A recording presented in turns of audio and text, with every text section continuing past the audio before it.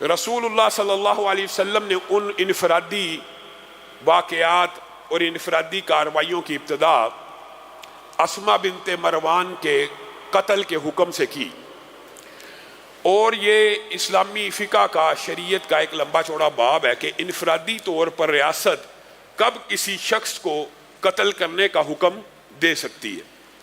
یہاں پہ ایک بات یاد رکھنے کی ضرورت ہے کہ رسول اللہ صلی اللہ علیہ وسلم کے بارے میں امی عائشہ نے کہا تھا انہوں نے اپنی ذات کا، ان کو نقصان پہنچانے میں کبھی بھی اپنی ذات کا بدلہ نہیں لیا، انتقام نہیں لیا، حتیٰ کہ بعض روایات کے اندر آپ کو یہ بات بھی ملتی ہے کہ جس یہودی عورت نے آپ کو زہر والا گوشت دیا تھا رسول اللہ صلی اللہ علیہ وسلم نے اس کے بھی قتل کا حکم نہیں تھا دیا، بعض روایات میں یہ بات بھی آتی ہے۔ تو یہ کیا ہوا کہ اچانک رسول اللہ صلی اللہ علیہ وسلم نے بدر کے بعد چنیدہ اور چیدہ کفر کے جو سرخیل تھے ان کے قتل کے احکامات جاری کیے۔ تو بنیادی طور پر یہ احکامات رسول اللہ صلی اللہ علیہ وسلم نے جاری نہیں تھے کیے، بلکہ آسمان کی بلندیوں سے، عرش کی بلندیوں سے رب تعالیٰ نے یہ قانون نازل کیا کہ اب جب اسلامی ریاست اسٹیبلش ہو گئی ہے، اسلامی ریاست کے حد و حال واضح ہو گئے ہیں، تو جو بھی توہین رسالت کرے گا اس کی سزا سر تن سے جدا ہو جائے گی۔ اور یہ رسول اللہ صلی اللہ علیہ وسلم کی ذات تھی جس کو یہ اختیار حاصل تھا، وہ چاہیں تو کسی کو معاف کر دیں، کسی کو وہ چاہیں تو معاف اللہ کی مرضی سے کر دیں۔ امت محمدیہ کے اوپر ان اصولوں کے بعد کسی شخص کو ایسے معاف کر دینے کی اجازت موجود نہیں ہے۔ اور یہ بات بھی یاد رکھیے، آج جو یہ 3 واقعات آپ کے سامنے رکھنے ہیں ان میں سے بہت سے فقہی ابواب بھی نکلتے ہیں۔ پہلے اسما بنت مروان کا جو قتل کا حکم ہے وہ رسول اللہ صلی اللہ علیہ وسلم کی حجب کرنے کے اوپر ہے، وہ رسول اللہ صلی اللہ علیہ وسلم کی توہین کرنے کے اوپر ہے، مسلمانوں کو اذیت دینے کے اوپر ہے، مسلمان عورتوں کی توہین کرنے کے اوپر ہے۔ تو رسول اللہ صلی اللہ علیہ وسلم نے کہا تھا کون مجھے اس کی اذیت سے نجات دے گا؟ عمیر بن عدی نبینا صحابی ہیں، انہوں نے رسول اللہ صلی اللہ علیہ وسلم سے وعدہ کر لیا اور طاق میں رہے، اور جب اپنے کام کو پورا سر انجام دے دیا تو رسول اللہ صلی اللہ علیہ وسلم کی بارگاہ میں آئے اور کہنے لگے میں نے کوئی غلط کام تو نہیں کیا؟ تو رسول اللہ صلی اللہ علیہ وسلم نے مجمع کو مخاطب ہو کے یہ بات کہی تھی کہ جس نے ایسے شخص کو دیکھنا ہے جس نے اللہ کی مدد کی ہو، رسول اللہ کی مدد کی ہو، وہ عمیر بن عدی کو دیکھ لے۔ اور لا ينتطح فیہا انزان، یہ جو محاورہ عربی کا یہ رسول اللہ صلی اللہ علیہ وسلم نے انہی کے بارے میں بولا تھا کہ عمیر تو کیا بات کرتا ہے، اس کے بدلے میں ایک نکسیر کو بھی پھوڑا نہیں جائے گا؟ تو سمجھتا ہے کہ اس کے بدلے میں دیت یا قصاص لیا جائے گا؟ اس کے بدلے میں تو ایک نکسیر بھی نہیں پھوڑی جائے گی۔ اور عمیر کو دعائیں بھی دیں، اور رسول اللہ صلی اللہ علیہ وسلم نے گویا فقہی طور پر اس بات کی نشاندہی کر دی کہ ملعونین اینما ثقفوا اخذوا وقتلوا تقتیلا۔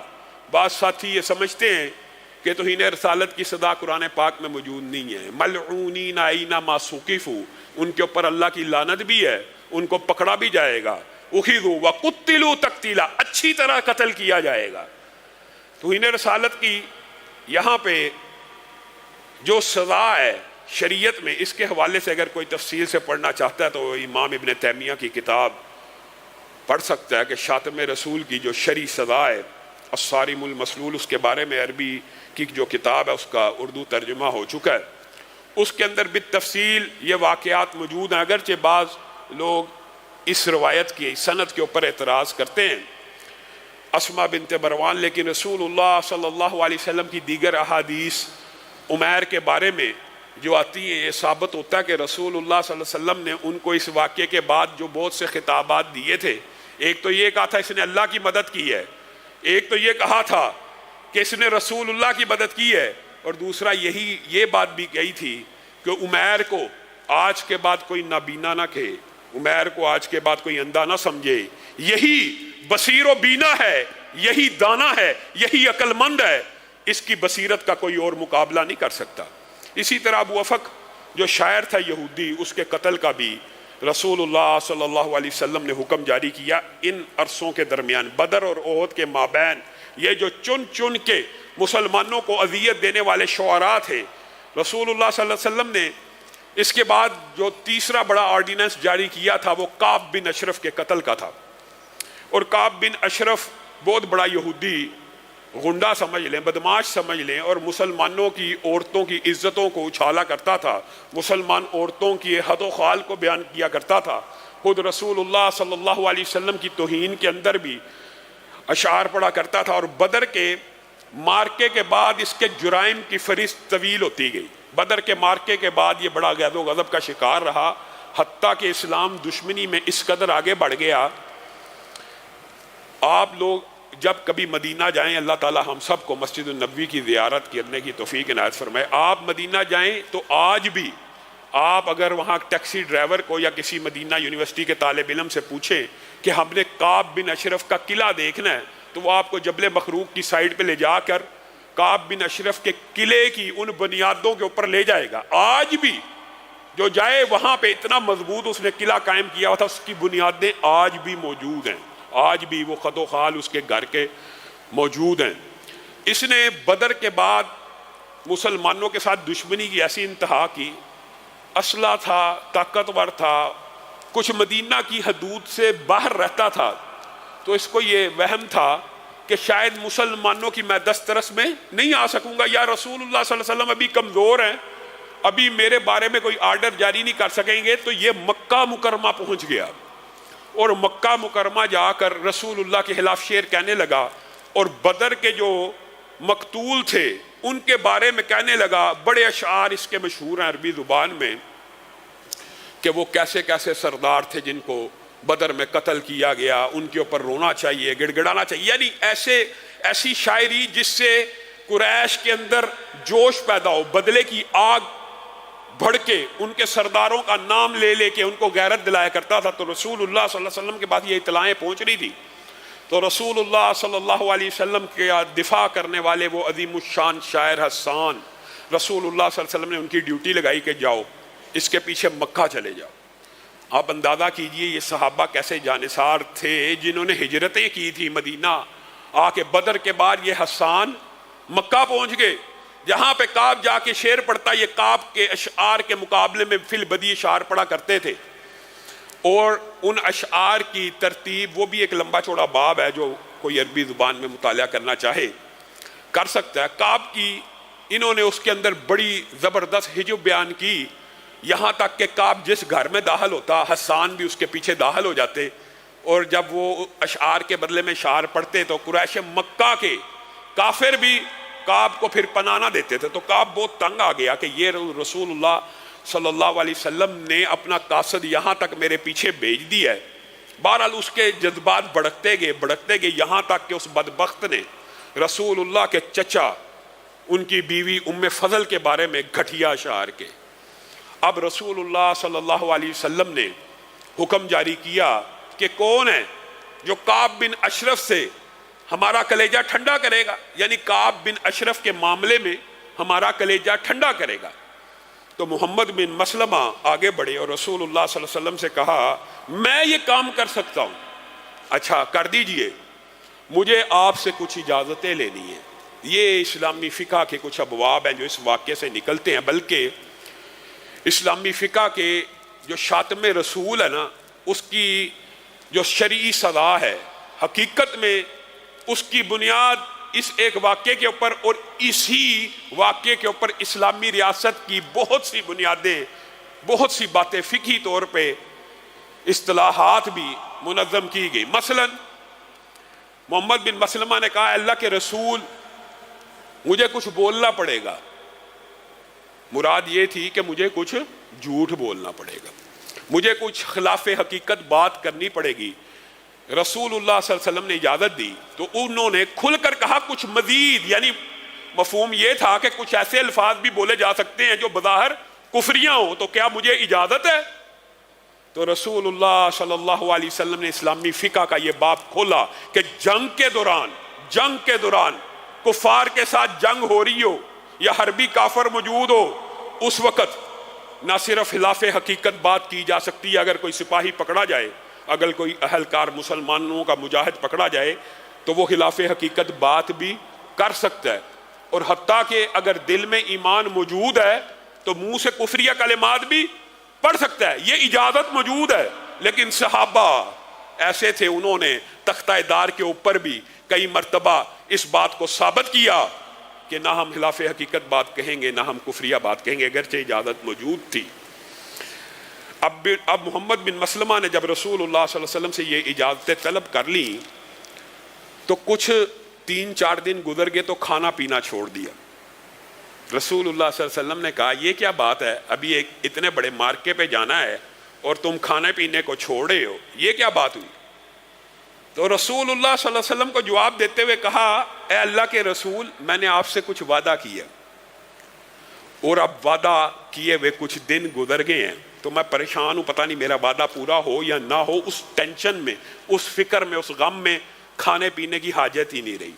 سبحان اللہ، آج ہم وعدہ کر لیں، ہماری کیفیت کیا اور صحابہ کی کیفیت کیا ہے کہ وعدہ پورا ہونے میں کچھ تخیر ہو رہی ہے، کھانا پینا چھوڑ دیا۔ رسول اللہ صلی اللہ علیہ وسلم مسکرانا شروع ہو گئے، کہا محمد بن مسلمہ کو یہ ایسی بات نہیں ہے، آپ کھانا بھی کھائیے پیئے بھی، آپ نے وعدہ کیا، اب آپ کے اوپر صرف جد و جہد کرنا فرض ہے، آگے کامیاب آپ ہوں یا نہ ہوں یہ اللہ کی مرضی ہے، آپ نے صرف جد و جہد کرنی ہے، ہرگز کھانا اور پینا ترک مت کیجیے۔ تو ان کی جان میں جان آئی، لیکن انہوں نے ایک منصوبہ بندی اس دوران بنا لی تھی کہ میں کیسے کعب بن اشرف سے ڈیل کروں گا۔ کعب بن اشرف کے پاس چلے گئے اور جا کے کہنے لگے، یہ وہ اجازت تھی جو رسول اللہ سے طلب کی تھی کہ محمد صلی اللہ علیہ وسلم کا معاملہ معاذ اللہ بڑا بگڑ گیا ہے، تو میں یہ چاہتا ہوں نعوذ باللہ آپ سے کچھ کھجورے لے لوں۔ رسول اللہ صلی اللہ علیہ وسلم تو ہم سے زکوٰۃ لیتے ہیں، مال لیتے ہیں، ٹیکس لگاتے ہیں، اس طرح کی گفتگو کی جس سے کعب بن اشرف کو یقین ہو گیا کہ یہ رسول اللہ صلی اللہ علیہ وسلم کے خلاف ہو چکا ہے دلی طور کے اوپر۔ آپ مجھے کچھ کھجورے دیجئے۔ کہا گروی میں کیا دو گے؟ کہا گروی کے لیے تو آپ بتائیں، میرے پاس تو کوئی چیز نہیں، تمہاری عورتیں۔ کہا عورتیں تو نہیں دے سکتا، تم۔ پھر اس کے اندر ایک حکمت ہے، اس کی تعریف کی کہ تم مدینہ کے سب سے خوبصورت آدمی ہو، تمہیں عورتیں دے کے میں پاگل ہوں تمہیں عورتیں تمہارے پاس چھوڑ جاؤں؟ کہا پھر اپنے بچوں کو گروی رکھوا دو۔ کہا پھر ساری دنیا مجھے عیب دے گی، عیب جو ہی کرے گی کہ چند ڈھیر کھجوروں کے بدلے میں بچے گروی رکھ آئے ہوں۔ پھر کیا گروی رکھو گے؟ کہا اپنا اسلحہ گروی رکھنا چاہتا ہوں۔ یہ وہ حکمت عملی تھی کہ بات اس کے دل میں یہ بھی ڈال دی کہ معاذ اللہ میں رسول اللہ صلی اللہ علیہ وسلم کے خلاف ہوں نعوذ باللہ، اور یہ بھی ڈال دی کہ میں اسلحہ لے کے آؤں گا تو کہیں الرٹ نہ ہو جانا، اسلحہ گروی رکھنے کے لیے آؤں گا۔ یہ حکمت عملی تھی جو انہوں نے اختیار کی۔ پھر جس رات یہ کام سر انجام دینا تھا اپنے ساتھیوں کو، ابو نائلہ بھی آپ کے ہمراہ تھے، اور ابو نائلہ کعب بن اشرف کے رضائی بھائی تھے، یہ بات یاد رکھیے۔ تو رضائی بھائی ہونے کے باوجود رسول اللہ کے حکم کی اطاعت کرتے ہوئے، تابعداری کرتے ہوئے محمد بن مسلمہ کے ساتھ گئے۔ اب اس رات کو پوری پلاننگ مکمل کر لی تھی، ایک ان کے دل میں محبت کا، مودت کا بیج بویا، رسول اللہ صلی اللہ علیہ وسلم کے خلاف ہونا ظاہر کیا، اسلحہ لے کے آنے پہ ان کا الرٹ نہ ہو سکے وہ، اور پھر آخری حکمت عملی ابو نائلہ کو بھی ساتھ لے آئے کہ رضائی بھائی ہے، اور پھر آواز لگائی کہ میں آ چکا ہوں، گروی رکھنے کے لیے اسلحے کو لے آیا ہوں۔ کعب بن اشرف کی بیوی نے کہا مجھے خون کی خوشبو آتی ہے۔ کہا کیسی بات کرتے ہو، وہ اس کے ساتھ تو کیسی بات کرتی ہو؟ ابو نائلہ میرا سگا بھائی، رضائی بھائی، سگے بھائی کی طرح مانا جاتا تھا، وہ بھی موجود ہے، مجھے ان دونوں سے کوئی خطرہ نہیں، اور رات کے اس پہر اگر دشمن بھی آواز لگائے، عربوں کا ایک کلچر تھا، تو میں اگر مجھے موت کے لیے بھی بلائیں گے تو میں ضرور جاؤں گا۔ خیر وہ نیچے اترا تو محمد بن مسلمہ نے کہا کہ مجھے تیرے سر سے بڑی خوشبو آ رہی ہے، کیا اپنا سر سونگنے کی اجازت دے گا؟ اس نے کہا سونگ لے۔ سونگ لیا اچھی طرح تاکہ یہ وہم بھی نکل جائے۔ ارادہ تھا دوبارہ سونگوں گا۔ اپنے ساتھ جو دو ساتھی اور ابو نائلہ کو لے کے آئے تھے ان کو یہ بتایا تھا کہ جب میں اس کے سر کو پکڑ لوں اچھی طرح مضبوطی کے ساتھ تو تم نے تلوار چلا کے کام کو تمام کر دینا ہے۔ قلعے سے کچھ دور لے کے گئے، کہا دوبارہ وہ خوبصورت بینی بینی خوشبو جو تیرے سر کے اوپر جو تو نے تیل لگایا ہے سونگنا چاہتا ہوں، اب کی بار مضبوطی سے بالوں کو پکڑا ابو نائلہ کو اور اپنے 2 ساتھیوں کو حکم کیا اس کی گردن کو تن سے جدا کر دیا جائے. پھر اس طرح کعب بن اشرف کی گردن کو محمد بن مسلمہ نے صرف رسول اللہ صلی اللہ علیہ وسلم کے حکم پہ جدا کیا. اور یہ اعزاز آپ کو حاصل ہوا اور اسلامی فقہ کا ایک عظیم باب لکھا گیا. کہاں ہے غامدی صاحب؟ غامدی صاحب ہمیشہ شاتم رسول کے بارے میں 2 پوائنٹ رکھتے ہیں. ایک غیر مسلم ہو توہین رسالت کرے اس کی سزا موت نہیں ہے، یہ غامدی کا فلسفہ خلاف قرآن و سنت ہے. دوسرا وہ کہتے ہیں معاہد ہو، ذمی ہو، اسلامی ریاست کا غیر مسلم جس کے ساتھ معاہدہ ہوا ہو اس کی سزا موت نہیں ہے. آئیے اس ایک واقعے سے یہ دونوں اشکالات بھی دور ہوتے ہیں. کعب بن اشرف کے ساتھ یہودیوں کے ساتھ رسول اللہ کا معاہدہ تھا کہ نہیں؟ معاہد تھے. جن کے ساتھ عہد ہو وہ بھی اگر رسول اللہ کی توہین کرے تو ان کی سزا بھی سر تن سے جدا ہے، اور اگر غیر مسلم بھی کرے، حتیٰ کہ بعض فقہا نے یہاں پہ ایک اور بات بھی لکھی ہے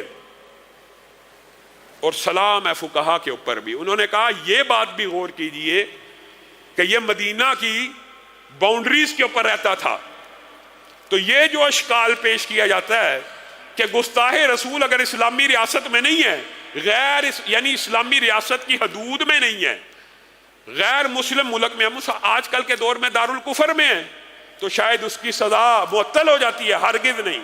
یہ تینوں کے تینوں اشکالات اس کعب بن اشرف کے واقعے سے کلیئر ہو جاتے ہیں کہ گستاخی کرنے والا، گستاخ رسول چاہے غیر مسلم ہو، چاہے ذمی ہو، چاہے ریاست سے باہر رہتا ہو، اس کی سزا سر تن سے جدا ہی ہے اسلامی شریعت میں. اور اس کے قتل کا مسلمانوں کو بہت زیادہ فائدہ بھی ہوا. یہودیوں کے اندر سب سے پہلے یہودی آئے اور آ کے اللہ کے رسول سے شکوہ کرنے لگے یہ آپ کے صحابہ نے کیا کیا. اور ویسے اگر اس واقعے کو آپ بالتفصیل پڑھیں تو آپ حیران رہ جائیں گے. 12 منافقین تو مدینے میں موجود تھے نا، اور رسول اللہ صلی اللہ علیہ وسلم نے یہ بات اوپن کی تھی کہ کون ہے جو کعب بن اشرف کا سر لے کے آئے گا. لیکن صحابہ کی رازداری اور ایمانداری کو دیکھیے کہ کافی عرصہ گزر جانے کے بعد بھی یہ راز افشا نہ ہو سکا، اور نہ کعب بن اشرف کو یہ خبر ملی کہ یہ میرے قتل کا ارادہ بن رہا ہے اور منصوبہ بن رہا ہے. پھر جب یہودی آئے انہوں نے کہا آپ کے صحابہ نے کیا کیا، تو رسول اللہ صلی اللہ علیہ وسلم نے کہا اس کا خون ضائع چلا گیا، اس کا خون ضائع چلا گیا، اس کے بارے میں نہ قصاص ہوگی، نہ دیت ہوگی، نہ میری تمہارے سے گفتگو ہوگی. رسول اللہ صلی اللہ علیہ وسلم کی یہ بات سن کے یہودیوں کے جو دل تھے ان کے اوپر ہیبت پڑ گئی. اور پھر اگرچہ یہود اپنی شرارتوں میں مصروف رہے، لیکن ابو افق کے بعد اور کعب بن اشرف کے قتل کے بعد کچھ ان یہودیوں کی شرارتوں میں کمی ضرور آئی، لیکن ان کے دل کے اندر جو غصے کا اور نفرت کا لاوا تھا وہ بڑھتا چلا گیا. انہی ایام کے دوران بدر سے احد کے مابین کچھ رسول اللہ صلی اللہ علیہ وسلم کے خانی معاملات بھی، یعنی خانگی معاملات بھی، خاندان کے اندر اپنے گھر کے اندر بھی کچھ معاملات مشہور پیش آئے. اس حوالے سے بھی آپ کو ہلکا ہلکا آگاہ کرتا چلا جاتا ہوں، چونکہ سیرت کا باب ہے اور تاریخ کے اعتبار سے ہم آپ کے سامنے یہ اسباق رکھ رہے ہیں. تو بدر کے بعد آپ کو پتہ ہے حضرت عثمان کی زوجہ کا بھی انتقال ہو گیا، رسول اللہ صلی اللہ علیہ وسلم کی بیٹی کا. اور بدر ہی کے زخموں سے حضرت حفصہ کے جو حامن تھے حذافہ بن سہمی، حنیس بن حذافہ سہمی، وہ بھی بدر کے زخموں سے شہید ہو گئے. حضرت حفصہ کن کی بیٹی تھی؟ حضرت عمر کی. یہاں پہ حضرت عثمان کی بیوی کا انتقال ہوا، یہاں پہ حضرت حفصہ کے حامن کا انتقال ہوا. تو حضرت عمر اپنی بیٹی کا رشتہ لے کے حضرت عثمان کی بارگاہ میں پیش ہو گئے اور کہنے لگے حفصہ کے شوہر کا انتقال ہو گیا ہے، میں آپ سے رشتہ کرنا چاہتا ہوں. حضرت عثمان نے انکار کر دیا تو آپ کے کلیجے کو بڑا چوٹ پہنچی، دکھ لگا کہ میرا دوست، میرا عزیز، اور میں اپنی بیٹی کا رشتہ پیش کر رہا ہوں، اس نے انکار کر دیا. حضرت ابو بکر کے پاس چلے گئے اور کہنے لگے میں اپنی بیٹی کا رشتہ پیش کرتا ہوں. حضرت ابو بکر بھی خاموش ہو گئے.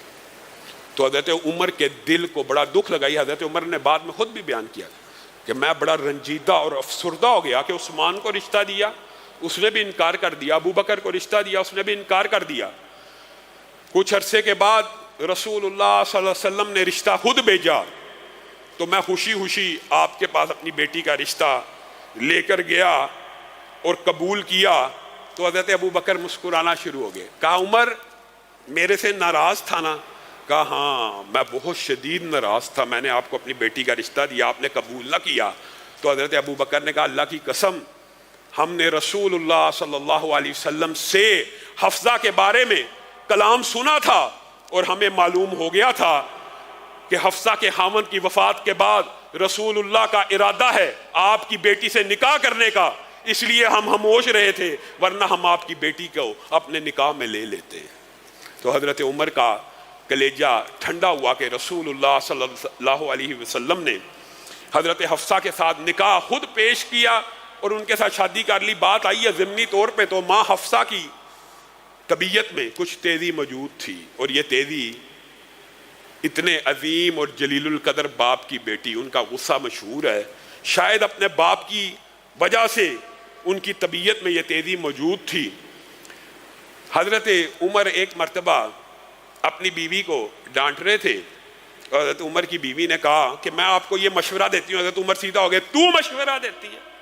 عورتوں سے مشورہ کون لیتا ہے؟ عورتوں سے میں مشورہ کروں گا؟ تو وہ کہنے لگی جا نبی کے گھر ذرا دیکھ کے آ کہ نبی کس طرح حفصہ سے مشورہ کرتے ہیں اور حفصہ کس طرح نبی کے آگے بولتی ہیں. تو دوڑتے ہوئے حفصہ کو ڈانٹنے چلے گئے. حفصہ مجھے خبر ملی ہے تو نبی کے آگے بولتی ہے, تو نبی کو آگے سے مشورے دیتی ہے, تو نبی کی رائے کے اوپر اپنی رائے پیش کرتی ہے, ڈر جا. اپنی بیٹی کو ڈانٹنا شروع ہو گیا, اپنی بیٹی کو, اور کہا ڈر جا اور ابو بکر کی بیٹی کا کبھی مقابلہ نہ کری.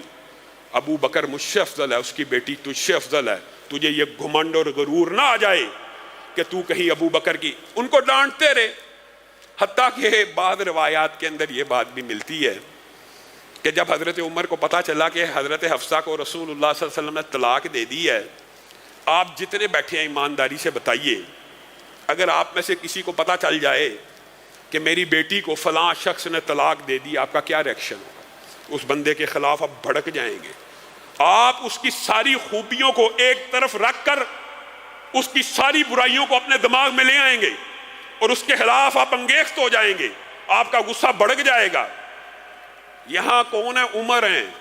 عمر کو خبر ملی کہ اس طرح طلاق ہو گئی ہے تو تلوار کے اوپر, میان کے اوپر ہاتھ رکھ لیا اور کہنے لگا میری بیٹی نے ضرور کوئی ایسی گستاخی کی ہوگی کہ جس کی وجہ سے رسول اللہ صلی اللہ علیہ وسلم نے ان کو طلاق دی ہے. میں اس کی جان آج نکال لوں گا اگر اس نے رسول اللہ کے آگے کوئی لفظ بھی بولا.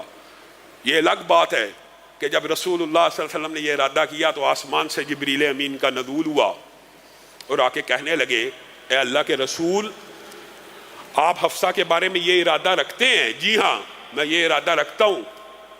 کہا اللہ نے میں جبریل کو بھیجا ہے کہ آپ کے پاس جائے اور آپ کو بتلائے حفصہ صرف دنیا میں آپ کی بیوی نہیں ہے بلکہ جنت میں بھی آپ کی بیوی ہے. سبحان اللہ. رسول اللہ صلی اللہ علیہ وسلم نے یہ بات اللہ کا حکم سنا, اپنے ارادے کو ترک کر دیا. حضرت عمر بھی خوش ہو گئے, حضرت حفصہ بھی خوش ہو گئی. یہ رسول اللہ صلی اللہ علیہ وسلم کی شادی کا انہی بدر اور احد کے مابین واقعہ پیش آیا. اسی طرح سیدہ فاطمہ کا حضرت علی کے ساتھ جو شادی کا واقعہ ہے وہ بھی اسی دورانیے میں پیش آیا ہے. انشاءاللہ اس حوالے سے آئندہ آنے والے خطبے میں اپنی چند گزارشات کو رکھیں گے اور یہیں سے اپنی بات کو شروع کریں گے. اللہ رب العزت جو کہا گیا, جو سنا گیا, اس کو سمجھنے کی, اس کے اوپر عمل پیرا ہونے کی توفیق عنایت فرمائے.